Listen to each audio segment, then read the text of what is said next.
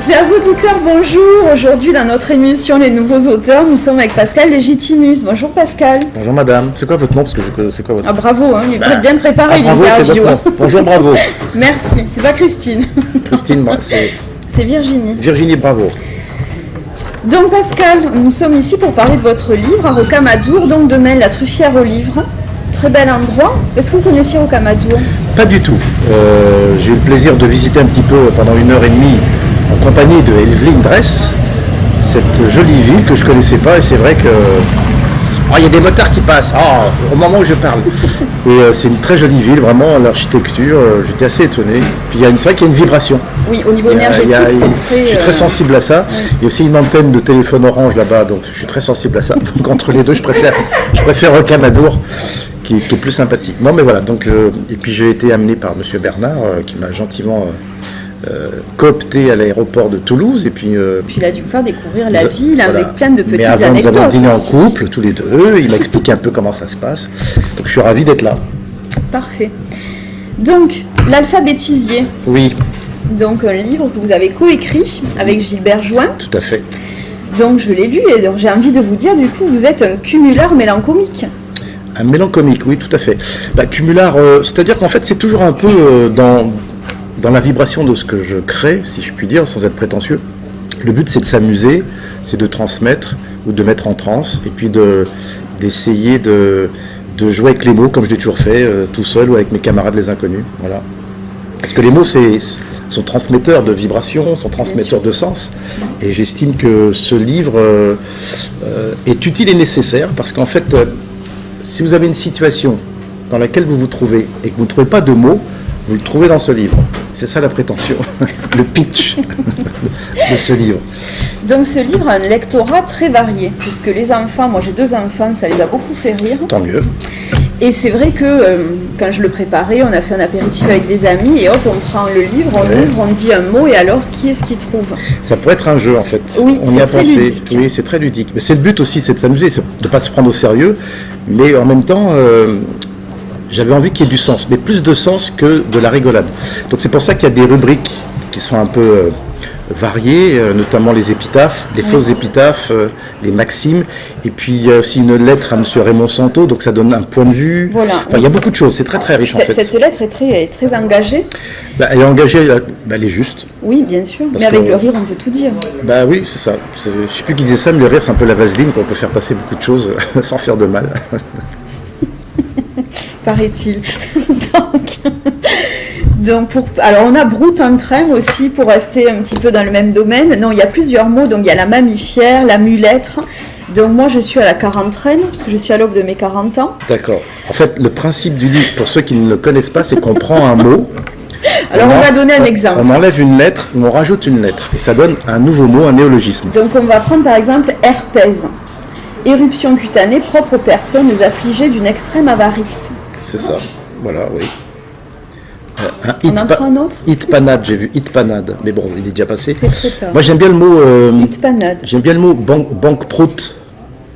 Alors mes enfants, c'est cacachouette qu'ils ont préféré. Alors banque-prout, c'est une banque qui sent le gaz. Voilà, donc... et oui aussi, alors celui qui m'a beaucoup plu au début, parce qu'en fait c'est Gilbert Join qui a eu l'idée de ce principe, c'était le mot dépôt-vente. On rajoute une lettre, ça fait dépôt-ventre. Définition, femme porteuse. Donc voilà. Oui, il y en a plein. On a refait tout l'alphabet, donc ça donne des choses improbables. Alors, ce qui est aussi intéressant, c'est qu'il y a des mots qui existent, oui, mais qui s'écrivent évidemment différemment, puisque vous allez venir changer l'orthographe. C'est ça. Et du coup, en changeant cette orthographe, l'étymologie et le sens va changer. Voilà. Il y a aussi des mots qui existent et qui ont un deuxième sens. Prenez le mot festif. Oui. Festif, c'est aussi un poil de cul. Voilà. Et donc, si vous devez faire une coloscopie, c'est le clown de Malabar. Donc, voilà. On voit tout de suite la coloscopie différemment. C'est ça. Il y a aussi un caravane, c'est un bus de comique. C'est ça. Voilà, donc c'est un travail sur les mots, comme ça, c'est presque de l'archéologie. On a restitué des mots, on les a retransformés. Effectivement, ça, dans une conversation, comme la langue bouge beaucoup en fait. Il y a eu le verlan, il y a eu le louchébem, enfin il y a eu beaucoup de choses comme ça. Et c'est vrai que la langue bouge avec les personnes, mais aussi avec le sens de la vie.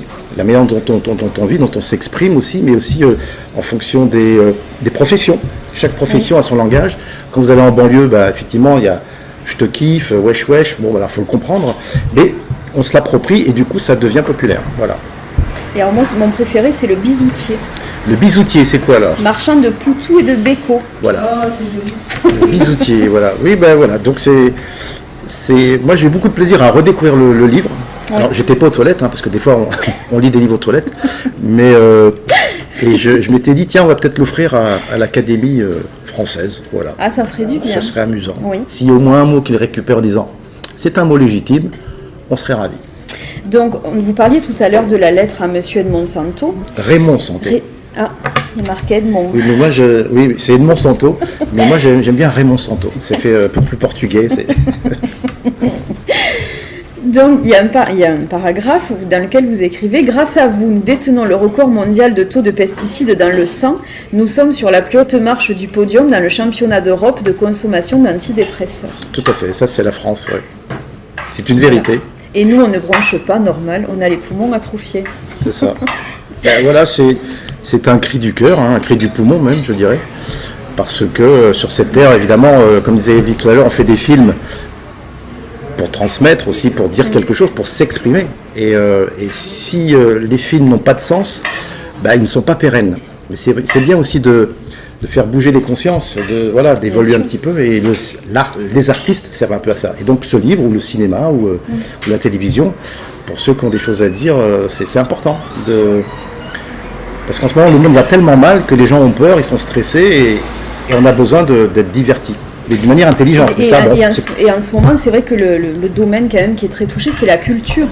Ah, oui. Le salon du livre de Rocamadour est maintenu, mais sur toute l'année civile, il y a énormément de salons qui ont été supprimés. Les théâtres ont du mal à réouvrir, et les spectacles. Donc c'est vrai qu'on est quand même, la première chose qu'on cloisonne, c'est la culture, et c'est bien dommage, parce que dans une période anxiogène, la culture, elle ouvre, et elle n'enferme pas. Qui vous dit que c'est pas fait exprès quelque part, pour pas que les gens soient plus intelligents, plus évolués, plus conscients. C'est pour ça qu'on a augmenté le niveau scolaire. Je trouve qu'on rabaisse le niveau scolaire. J'avais compris. Non, mais là, alors, pour vous dire une chose importante, j'ai une collègue, une camarade, je dirais, que je connais pas bien, mais qui était professeur de collège, et qui avait trouvé une méthode pour élever ceux qui étaient au fond de la classe, qui n'étaient pas très éveillés. Elle avait trouvé une méthode pédagogique pour les faire éveiller. Et ça marchait très très bien. Et un jour, elle est convoquée par le directeur du collège, il lui a dit « Arrêtez, votre méthode, c'est pas bien ». Elle dit « Bah si, ça marche ». Oui, mais non. Ça marche trop. Donc, elle a été convoquée par le rectorat, ils lui ont dit « Arrêtez ». Elle dit « Oui, mais ça marche ». Ils lui ont dit « Mais…» Ils ont fait cette réponse « Oui, mais il nous faut du déchet ». Et elle a dit « Je comprends pas. On ne peut pas mettre tout le monde au même niveau, il nous faut du déchet ». Elle a été mutée. Donc, quand tu entends ça, tu te dis « Waouh ». Il y a un problème, donc il ne faut pas se laisser faire. Voilà. Bien sûr, il ne faut pas se laisser faire, et c'est vrai que... Je vais avoir un accident de voiture demain, vous allez voir. Je ne suis pas complotiste, mais oh là là là là. Ce ne sera pas diffusé avant demain. Non, c'est pas grave. C'est pas grave. Non, mais c'est vrai que le système scolaire, et d'ailleurs c'est pour ça les enfants, moi j'ai 2 enfants qui ne vont pas à l'école, c'est moi qui les instruis, parce que je suis contre l'éducation nationale, parce que je trouve qu'il y a des lacunes au niveau savoir, il y a des lacunes au niveau relations humaines, parce que quand les gamins sont victimes de harcèlement, c'est pas normal. Et puis quand on apprend que Christophe Colomb a découvert l'Amérique en 1492, c'est faux, c'était découvert avant, donc on nous dit des choses qui ne sont pas très justes. Par exemple. Ça s'arrange aussi, il s'arrange dans le savoir. Mais la connaissance, on peut l'apprendre, il faut aller la chercher. Voilà, il ne faut pas attendre que le téléphone sonne. Je pense qu'il faut un peu bouger. Alors, ceux qui bougent, ils auront plus de chance. Et en lisant ce bouquin, vous allez beaucoup bouger. Voilà. Et vous allez avoir énormément de chance. Alors, il y a une préface de Alex Vizorek qui a eu vraiment, qui nous a fait l'honneur de faire un petit mot sympathique. Voilà, donc là, voilà, comme des Belges. Vous voulez qu'on lise un petit bout de préface? Non, mais les gens vont lire le livre, ou alors ils viennent nous voir. De toute façon, dans toute la France, vous allez sur mon Instagram, il y aura des dates. Voilà. Et je vais faire comme Evelyne, on va sillonner la France et faire des signatures, des dédicaces, et on va vous rencontrer, voilà. Même en Belgique. Je serai en Belgique au Festival de Liège. Voilà. Alors, quelle date? Le 6 et 10 novembre, entre le 6 et le 10 novembre. Je suis membre du jury, je crois. Voilà. Vous savez tout, hein? Ça va, c'est bon? Super. Alors, moi j'ai d'autres questions. Je vous en prie, je suis là. Donc, Vous avez donc votre papa, votre grand-mère, Darling, Théo, culture antillaise, origine antillaise. Tout à fait. Votre maman, plutôt Arménie. Tout à fait. Est-ce que ces mots, justement, n'ont pas été inspirés, certains mots, parce que quand on a... Moi, je sais que ma grand-mère était espagnole, et souvent, quand elle me parlait quand j'étais petite, elle inventait des mots parce qu'elle ne maîtrisait pas très bien la langue. Et donc, il y avait ces mots, ces néologismes qui étaient un petit peu mélangés entre le catalan, l'espagnol et le français, et dont je me souviens, mais qui n'existent pas. Est-ce que cette double culture, est-ce que ça peut venir, est-ce que ça a pu inspirer, oui, ou est-ce que ça a pu ressurgir? Parce que j'ai effectivement la richesse des deux cultures, c'est plus des expressions, notamment quand je dis j'ai une boulimie de nonchalance, avec l'accent antillais. Vous faites de la Louis-Thérèse. Louis-Thérèse, c'est ça, donc du coup on invente des formules qui veulent dire quelque chose, mais ça c'est effectivement, parce que j'avais ma grand-mère arménienne qui avait de l'eczéma ici, j'appelais Mamie qui se gratte, parce qu'elle se grattait tout le temps, et ma grand-mère Darling chantait tout le temps, donc il y a Mimi qui se gratte et Amé qui chante. Donc après j'ai utilisé ces formules dans d'autres expressions.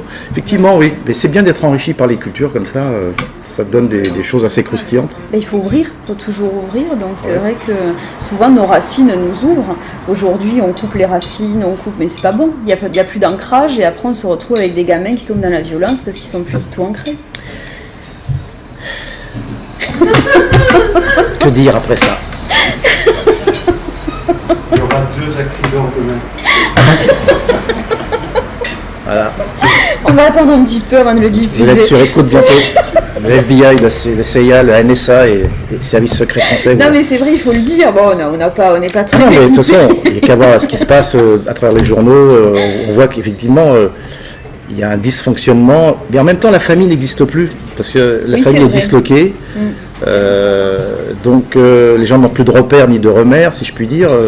C'est compliqué. Donc la transmission, je pense que c'est la famille qui crée des monstres.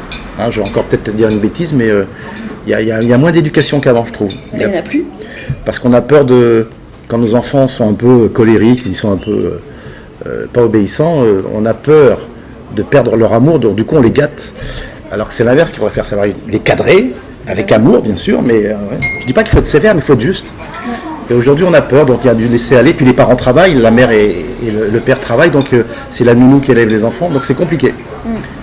Voilà. Mais bon, c'est pas perdu tout ça, c'est pas général, hein, c'est plutôt particulier à certaines franches. Je pense qu'à Rocamadour, les gens sont bien élevés. Ah bah oui, on va pas le dire le contraire, parce que sinon c'est ce soir qu'on va avoir l'accident. Ah, on est là pour s'amuser, voilà, faut pas se prendre au sérieux. Non, mais c'est vrai que l'éducation, mais bon, c'est la culture aussi. Oui, mais en fait, moi j'essaye de transmettre vraiment, comme avec les inconnus, on a fait des sketchs qui avaient du sens. Et qui en ont toujours. Oui, bah oui, mais oui, hélas. Oui. Une autre question peut-être. Oui, plein. Alors. Quand il y a eu un blanc, je me suis dit, tiens, comme il n'y a pas de montage, il n'y a pas de montage, s'il y a un blanc, on se dit, ah, qu'est-ce qui se passe? Donc, cet ouvrage, donc, au niveau d'écriture, on sait que vous êtes scénariste, réalisateur, tout ça. Est-ce qu'il y a d'autres écrits en route, ou est-ce qu'il y a d'autres... J'ai écrit un scénario de film, un peu comme, voilà, avec Evelyne, on est voué à s'exprimer, comme je l'ai dit tout à l'heure. Donc là, j'ai écrit un long métrage qui sera... Alors, j'ai eu l'idée il y a 2 ans, mais le hasard a fait que, malheureusement, c'est un hommage aux infirmières et aux aides-soignantes. Oui. Donc ça va se passer dans un hôpital. Donc ça ne sera pas du tout démagogique, mais ça sera une comédie sur les erreurs médicales. D'accord, il y en a beaucoup. J'ai appris qu'il y avait 100 000 erreurs médicales en France. Et j'ai des membres de ma famille qui ont été touchés par ça. Et j'avais envie de... Voilà. Et c'est vrai qu'une comédie, c'est d'abord un drame. Donc c'est un drame, mais enrobé de quelque chose de plus léger. Mais voilà. Je vous en dis pas plus. D'autres écritures ou non? J'écris une série pour France Télévisions et 2 pièces de théâtre. Voilà. Et j'arrête là, parce qu'après, voilà. Sinon, je fais l'acteur. Ça m'arrive de faire l'acteur assez souvent même. Et je dois faire un Meurtra l'année prochaine. Et j'ai un projet de long métrage. Enfin, tant que c'est pas signé en bas d'une feuille, je suis toujours un peu prudent. Mais en tout cas, voilà. Ouais. J'ai eu beaucoup de propositions parce que je dois être dans un âge où je dois être mûr, peut-être. Je sais pas, mais en tout cas, il y a une espèce de...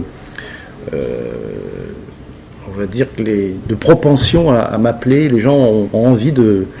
Parce qu'ils ont compris que je pouvais faire rire et pleurer en même temps. D'où le Voilà. mélange Donc, comique. je ne suis pas que drôle et c'est bien. Et pour moi, c'est plus facile de faire pleurer, je dirais, que de faire rire, évidemment. Et je commence Alors pourquoi c'est plus facile? Ben parce que faire rire, c'est scientifique. C'est scientifique, c'est vraiment. Vous mettez une phrase. Evelyne acquiesce. Oui, non, c'est vrai, vous prenez un mot qui n'est pas à la bonne place, il y a une intention qui n'est pas bonne, si vous n'êtes pas juste, si vous mettez le verbe à la fin et puis que vous faites un geste en même temps, il y a un sous-texte, il faut avoir une référence. Enfin, c'est... Faire pleurer, bah, c'est un peu de soi qu'on régurgite, et forcément, le public a le talent qu'on veut bien lui donner. C'est-à-dire que si je ressens quelque chose, le public va le ressentir. Et donc, on fait appel à des tiroirs, des émotions qu'on a vécues, mais faire rire, ça n'est de rien. Si je vous dis Emmanuel, tu descends, c'est pas drôle. Ou une golo dans la case, moi je dis ça, ça me fait pas rire. Donc après, il y a l'interprétation. Vous voyez, il y a le personnage. Donc il y a tout un ensemble de choses. Mais l'émotion, c'est de l'émotion pure. Donc il n'y a pas d'habillage. Il faut soit l'inventer ou la restituer.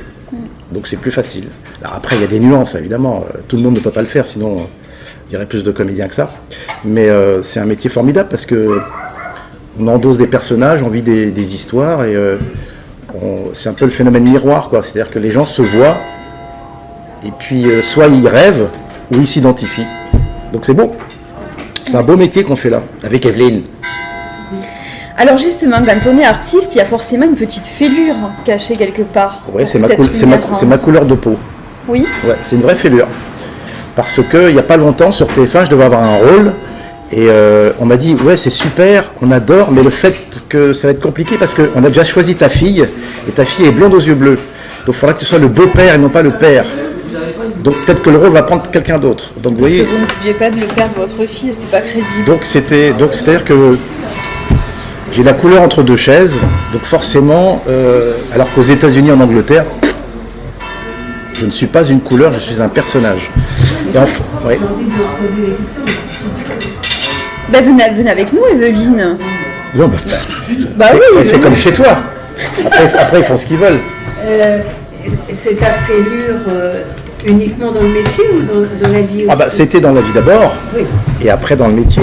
Quand j'étais gamin, parce que moi on n'arrivait pas à me situer, on me disait bah toi t'es espagnol, non, toi t'es marocain, t'es brésilien, t'es indien. Je dis non, je suis métis, arménien et africain via les Antilles. Ah d'accord. Donc, et depuis un certain temps, depuis une trentaine d'années, c'est ma couleur de peau, il faut le justifier alors que... Mais bon, ça va, je travaille, hein. Mais je prends l'exemple d'Omar Sy qui travaille beaucoup, il fait des rôles qui correspondent à ce qu'il est. Souvent on dit, voilà, le personnage correspond à un mec de banlieue, oui, d'Afrique, ou... c'est rare qu'on le prenne souvent pour un personnage lambda. Knock, il a fait Knock. Ah ben il a fait Knock. Et là il en fait un autre, je sais pas Voilà. lequel. Mais ça commence, enfin je veux dire au début c'était tous les films qu'il a fait. Oui, parce qu'il a fait sûr. Chocolat quand même. Il a fait Chocolat, donc ça correspond à quelque chose de Oui, bien oui. identifié. Enfin voilà, c'est pas très grave, je me plains pas, mais je pense à tous mes camarades. C'est la fêlure.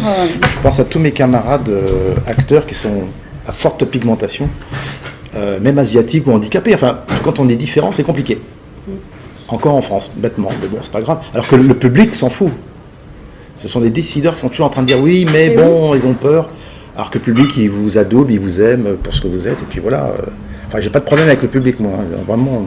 Mais c'est toujours finalement ce qu'on veut faire croire et ce qu'on veut donner comme image finalement. On s'imagine que les gens ne peuvent pas entendre ça, c'est comme les enfants ne peuvent pas entendre ça, donc du coup, hop, on cloisonne, et à force de cloisonner, on se rend compte qu'on passe les décideurs pensent à notre place, et c'est ça qui est dommage. C'est pas ça qu'il faut faire. Parce qu'on est beaucoup plus évolué que les décideurs finalement. Oui, mais c'est surtout des énarques, des gens qui calculent, et qui ne ressentent pas. Qui ne vivent pas. Donc, Parce que il regarde la courbe des chiffres, il dit oui, mais bon, ça n'a pas marché la semaine dernière, on va pas le refaire. Mais non, laissez le temps. Il faut laisser autant. Un enfant, ça se fait en 3 mois, pas en 3 mois, mais en 9 mois. Donc mais c'est pas grave. On connaît notre ennemi, si je puis dire. On sait comment ça se passe. Donc c'est à nous de faire en sorte d'exister un peu. Mais ça me pose pas de problème. J'arrive toujours à m'exprimer. Je suis assez libre, mais j'ai plein de copains qui sont doués et qui n'y arrivent pas, qui sont surdoués même, qui ont du mal à. Quand je me suis occupé d'Anthony Cavana à l'époque, le Québécois, on me disait oui, mais il est québécois, il est noir et il n'est pas connu. Je dis oui, mais il a du talent. Eh ben on a forcé, puis maintenant c'est devenu. Mais au début c'était. C'est compliqué. Voilà, un exemple parmi tant d'autres. Et là, je travaille avec un homme de petite taille, enfin plutôt un homme verticalement concentré. Et pareil, on dit ouais, il est bon le gars, mais il dit quoi? Il est bon, c'est tout. Eh oui. Donc, il faut que ça s'arrête là. ouais, Mais ça s'arrête pas là. c'est pas grave. Faut enfoncer les fenêtres. Je laisse là au cascadeur ou à Belmondo. Voilà. Donc du coup, cette fêlure vous a permis aussi de vous battre et de vous construire finalement. Je me bats plus, mais... Et vous vous êtes battu. Oui, je me suis pas battu, non, parce que mon père me disait ça sert à rien de se battre. Parce que lui, il avait connu ça aussi. Ah oui, bien sûr. Non, mon père me disait travaille, plus que les autres, c'est tout. C'est ce que j'ai fait. Et c'est ce que je continue à faire. Quand on est petit, quand on nous dit ça, c'est quand même une injustice. Ouais, mais j'avais de l'humour en fait. Mon père me disait justement, il a bien fait, il m'a dit, ceux qui t'envoient des brimades, c'est pas forcément des gens intelligents, ni cultivés. Donc tes vrais amis, ce sont ceux qui t'aiment pour ce que tu es et non pas pour ce que tu représentes. Et à partir de ça, moi je me suis construit. Voilà. Evelyne, vous, est-ce qu'on peut vous demander la fêlure? Non mais pardonnez-moi, mais je veux pas rentrer dans... Mais si, dans tu la- peux rentrer, Non, voilà, c'est pas mon interview, c'est une interview. Je te le Là, permets. on a parlé du bouquin, on en reparlera peut-être un petit peu après, mais au contraire. Alors si je me suis permis... C'est du jus de pomme, hein, c'est pas du whisky. C'est ce qu'on dit. Hein. Si je me suis permise de rentrer dans la conversation sur la fêlure, c'est que moi je porte une fêlure et pourtant elle ne se voit pas. Et je suis juive et c'est une grande fêlure. C'est une honte. Scandale. C'est un scandale. Je l'ai ressenti beaucoup, souvent. Dès l'enfance? Oui, beaucoup dans l'enfance, je raconte dans mes romans. Et pas seulement, parce que Pascal, comme il est un peu bronzé, on ne va pas dire des phrases devant lui. On va pas dire « Ah, le sale nègre » ou je ne sais pas quoi. Bamboula. Bamboula. Il y a Banania ou des trucs. Voilà. Tandis que moi, ça ne se voit pas, et en plus, même pas mon nom. Et donc, alors j'ai droit à tout. Hein. Toutes les phrases assassines, je les entends, et vous n'imaginez pas, c'est tous les jours pratiquement. Ah oui. Ouais. Mais je comprends que les autres ne relèvent pas parce qu'ils ne l'entendent pas, c'est dans la conversation, c'est banal. Et moi, ça me fait mal. En fait, c'est pas sur toi, c'est sur. Oui, de façon, des idées reçues. Oui. Ah bah les juifs, ils sont radins, machin, tous les trucs. Ils se soutiennent entre eux, etc. Moi, je viens de passer 10 ans de procédure avec mon frère et ma sœur. Je veux dire, on ne se tient pas tellement les coudes. Hein. Oui, donc, c'est des clichés, quoi. Oui, c'est des clichés clichés insupportables. Il faut être juif pour travailler. Bah oui, malheureusement, si c'était ça, alors j'en aurais fait des films. Donc, je ne peux plus le supporter. Je ne peux plus le supporter, voilà. Donc, la fêlure, je la connais. Et vous l'avez traité, ça, dans un de vos romans? Je traite dans tous mes Dans tous les romans. romans. D'accord. Alors, je suis désolée, je n'ai pas encore lu. Oui, il faudra vous y mettre. Hein. Je viendrai demain les récupérer au salon. C'est 10 et il y a des noms, enfin j'en ai lu 2, alors je ne me rappelle plus, mais c'est indicible, et puis des fois c'est dit sans être dit, et puis Oui. mais... C'est ce qui traverse tout mon travail. Donc du coup, c'est vrai que vous, la fêlure, mais elle est devenue blessure, puisque tous les jours, vous nous dites d'entendre justement ce genre de remarques. Mais je fais comme Pascal, enfin, je ne sais pas si je résiste ou pas. Voilà, je suis triste. Je suis triste. Oui, c'est plus de la résilience finalement, mais c'est très triste. De toute façon, sur Terre, il y a des gens bien, des gens pas bien. Ouais. Donc à un moment donné, c'est un postulat. Dans Voilà. tous les films, il y a côté noir de la force, le bien, le mal, c'est universel. Le jour, la nuit, le yin, le yang, donc il faut l'accepter, mais ne pas subir. Et oui. C'est surtout ça. Et ne pas en souffrir. Non. Ouais. Mais quand on est enfant, j'imagine que c'est difficile quand même. Vous voulez qu'on dise que c'est C'est difficile? accepté. En fait, elle veut nous faire dire des trucs. Oui, c'est difficile. Oui, mais vous voulez pas le dire, alors J'ai souffert. Mais non, mais ça...